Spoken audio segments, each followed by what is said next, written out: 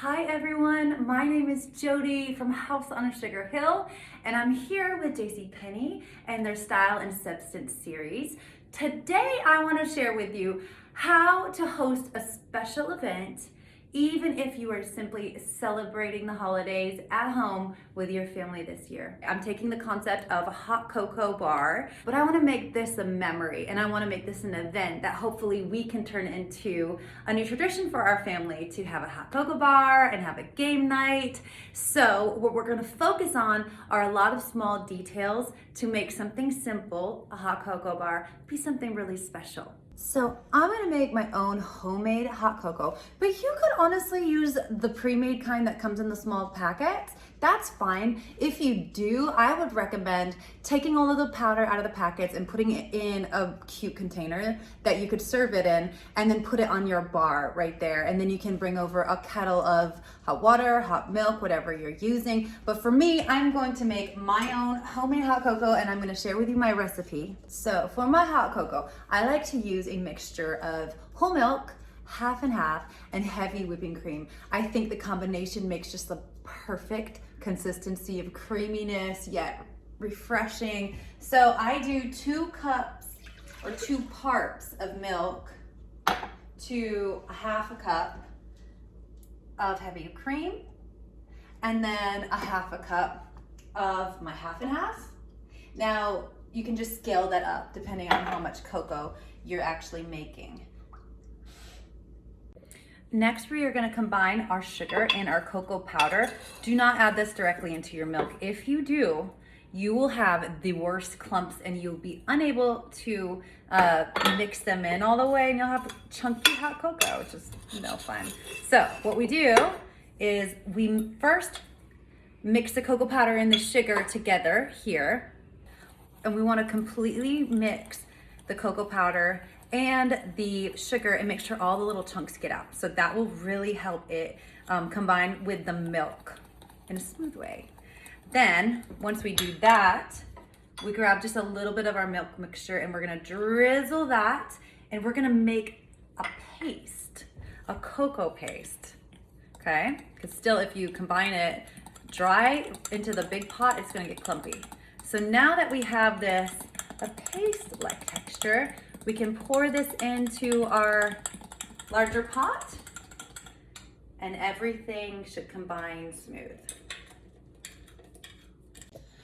Once we have everything mixed together, I'm gonna add a 1/4 teaspoon of vanilla and then a couple dashes of course sea salt, which really helps the flavors just come to life. And then I'm gonna let this just sit at low temperature. You do not want your hot cocoa to burn. It can burn easily. It will not taste good. So just make sure you don't overcook your cocoa. Leave it on low, and let's get started on the rest of our event. So I have my toppings out. I have pirouettes, multiple types of chocolate chips, candy cane sticks, crushed peppermint, marshmallows, hot fudge, salted caramel, and then I'm also gonna add some cinnamon, some sea salt, and fresh nutmeg. So a great way to elevate a simple event, such as having hot cocoa, is to be intentional on how you display everything. So here are my toppings, and I have this collection of multiple sized mason jars. And look how beautiful everything looks in there. I've layered the different sizes of marshmallows in this one, mixed my chocolate chips here, I have my crushed peppermints here, and this is gonna look super pretty when it's all displayed in a Christmassy fashion. I'm here in my dining room. This is where we're gonna be setting up our cocoa station. This is typically where I keep my cocktails and my barware, but I've taken all that off.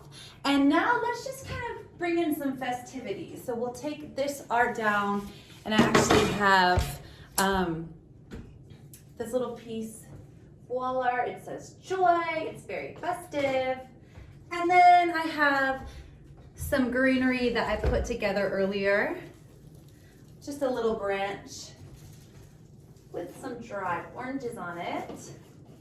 And I wanted to add a little sparkle here. So I actually have some fairy lights hidden behind here. Can you see that? Whenever I'm decorating a space, especially if it is holiday related, I always like to add either fairy lights or candles or tea lights or just something to bring a little extra sparkle and warmth to the place and to the spaces that we're creating. So I'm gonna wrap this around our sign. Those are little stars. It'll make the stars light up, which is very cute. I found this joy sign from JCPenney, and adding small details like this is really gonna make it feel like a festive occasion tonight when we have our hot cocoa bar.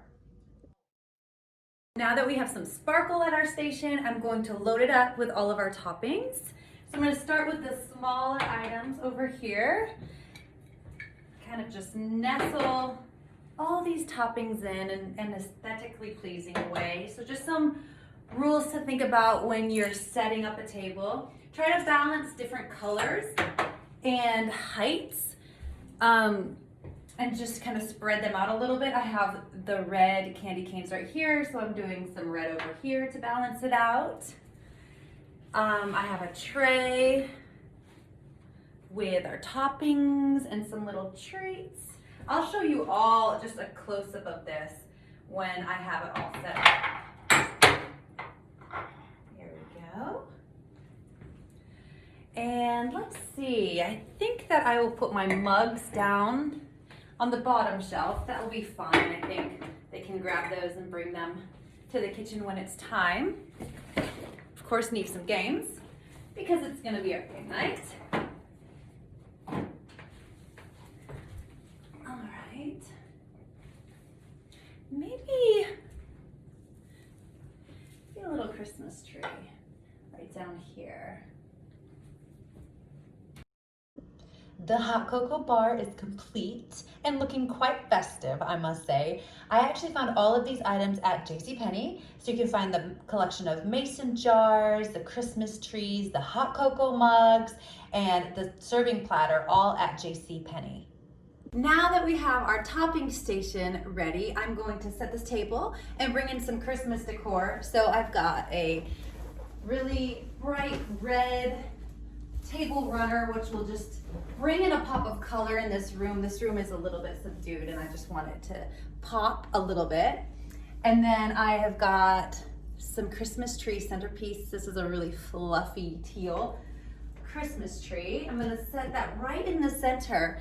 And then I have two more that I'm going to put on the edges of that, or the outside of that. And again, we always think about balance when we are putting a design together. So I'm putting the largest in the center, two on the outside, and then I'm going to add in some little reindeer.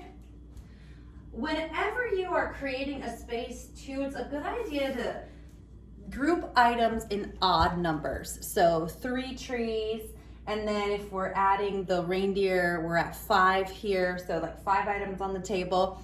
That just helps give a really good balance to the setting.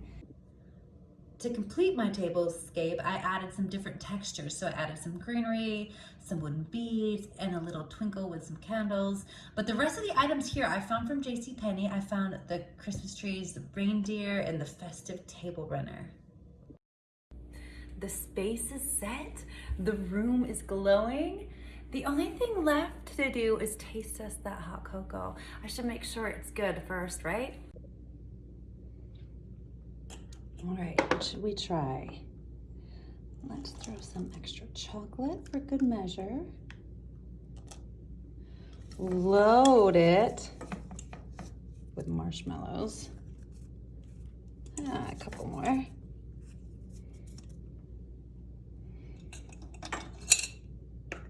Peppermint stick to stir. A couple more for good measure. And a sprinkle of cinnamon.